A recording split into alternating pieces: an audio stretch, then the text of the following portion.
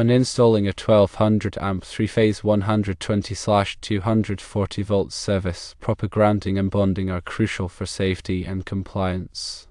In the described scenario, there are a few challenges, including isolated ground and neutral in the meter stacks, and the absence of equipment grounding for the CT cabinet and subpanel from the meter stacks. Here are two options to consider for grounding and bonding the system. Option 1 involves using a grounding electrode conductor or GEC. Firstly, install a grounding electrode, such as a ground rod or concrete encased electrode, near the service entrance. Secondly, connect a GEC with a minimum size of #4 AWG copper or #2 AWG aluminum from the grounding electrode to the main service disconnecting means, abbreviated MSD. Thirdly, connect a separate GEC from the MSD to each meter stack that does not have an equipment ground terminal.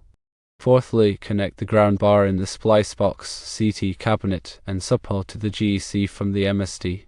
Option 2 involves using a dedicated equipment grounding conductor or EGC. Firstly, install a dedicated EGC with a minimum size of #4 AWG copper or #2 AWG aluminum from the MSD to each meter stack and the CT cabinet. Secondly, connect the EGC from the MSD to the equipment ground terminal and the meter stacks and the grounding bar in the CT cabinet. Thirdly, connect the ground bar in the splice box and subpanel to the EGC from the CT cabinet. In both options, it is essential to bond the neutral to ground. The neutral bar and the meter stack should be bonded to the ground bar at the MSD. This can be done using a bonding jumper with a minimum size of #4 AWG copper or #2 AWG aluminum. It is important to address some additional considerations as well.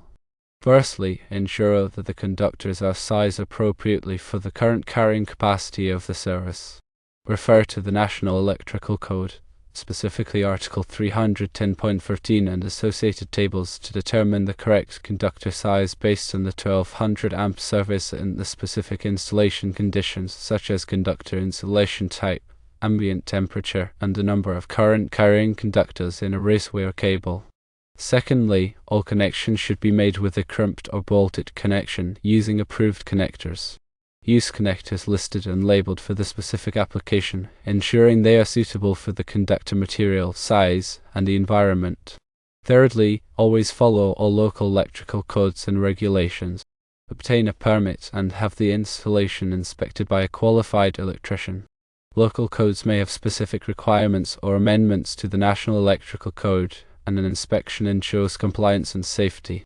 Let's delve deeper into the specifics of each option, expanding on the reasoning and code references behind them. Grounding electrode conductor or GEC option. This option leverages the earth as a reference point for the electrical system, providing a path for fault current to return to the source and trip over current protection devices. The grounding electrode, typically a ground rod, ground plate, or concrete encased electrode, establishes this connection to the earth. According to NEC Article 250, all electrical services must be grounded. The size of the GEC is determined by NEC Table 250.66, which is based on the size of the service entrance conductors. However, the answer states a minimum size of #4 AWG copper or #2 AWG aluminum for the GEC. This aligns with general best practices and may exceed the minimum requirement in some cases, providing an extra margin of safety. Connecting the GEC to each meter stack without an equipment ground ensures that each stack has a direct connection to the grounding electrode system. This is particularly important where the neutral is isolated from the enclosure in the meter stacks, preventing the build-up of voltage on the enclosure in the event of a ground fault. The connection of the ground bars in the splice box, CT cabinet, and subpanel to the GEC from the MSD creates a continuous grounding path throughout the system. This ensures that all metallic enclosures and non-current carrying metal parts are effectively grounded, minimizing the risk of electric shock. Dedicated equipment grounding conductor or EGC option. This option relies on a low impedance path back to the source for fault current, providing a more effective means of clearing ground faults than relying solely on the earth. The EGC is a dedicated conductor run alongside the circuit conductors for the purpose of carrying fault current. According to NEC Article 250.4, equipment grounding conductors must be installed to create a low impedance path for fault current. The size of the EGC is determined by NEC Table 250.122, which is based on the size of the overcurrent protective device protecting the circuit. However, the answer states a minimum size of #4 AWG copper or #2 AWG aluminum for the EGC. This aligns with best practices and ensures sufficient capacity for fault current, especially in a large service like 1200 amps. Running a dedicated EGC from the MSD to each meter stack and the CT cabinet provides a direct, low impedance path for fault current. This is more effective than relying on the metal raceway or other metallic paths, which may have higher impedance and not provide as reliable a ground fault path. Connecting the ground bar in the splice box and subpanel to the EGC from the CT cabinet ensures that these components are also effectively grounded. This creates a comprehensive grounding system that minimizes the risk of electric shock throughout the entire electrical system. Bonding the neutral to ground. Bonding the neutral to ground at the service entrance is a critical safety measure. This connection ensures that the neutral conductor is at or near ground potential, preventing voltage differences between the neutral and ground.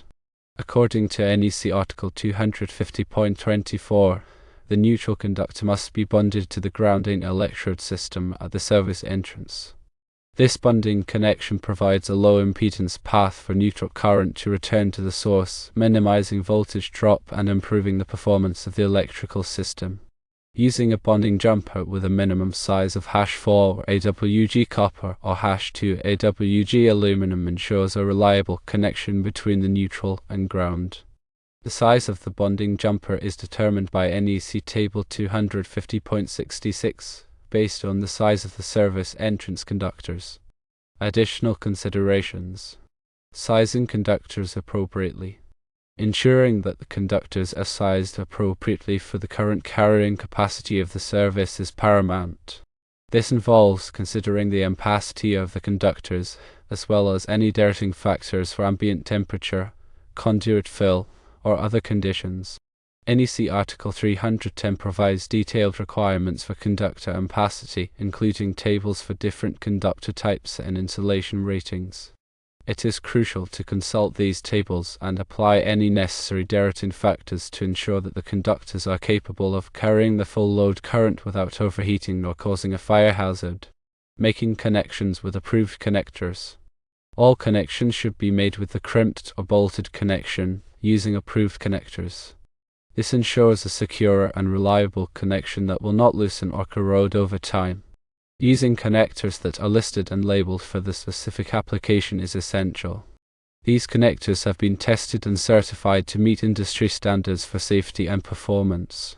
Following local electrical codes and regulations. Electrical codes and regulations vary from jurisdiction to jurisdiction, and it is essential to comply with the local requirements. This may involve obtaining a permit before starting the work, having the installation inspected by a qualified electrician, and following any specific rules or amendments to the National Electrical Code that are in effect in the local area. Obtaining a permit and having the installation inspected ensures that the work is done safely and in compliance with all applicable regulations. A qualified electrician can identify potential hazards and ensure that the installation meets the highest standards of safety and quality. In Westchester County, New York, it is important to consult the local building department and electrical inspector to determine the specific requirements for electrical installations. They can provide guidance on the applicable codes and regulations, as well as any local amendments or interpretations. Both options offer viable solutions for grounding and bonding the 1200 amp service, but the choice between them depends on specific site conditions and preferences.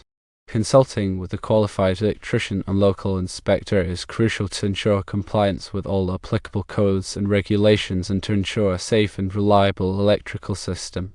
The selection of the most appropriate method hinges on a comprehensive understanding of the existing infrastructure, adherence to the NEC guidelines, and a focus on creating a safe and reliable electrical distribution system. Firstly, both methods require careful planning and execution. Secondly, they underscore the importance of using appropriately sized conductors and connectors. Thirdly, a qualified electrician should oversee the installation process to ensure compliance with electrical codes and standards. Ultimately, the goal is to establish a grounding and bonding system that safeguards against electrical hazards and facilitates the safe and efficient operation of the electrical system.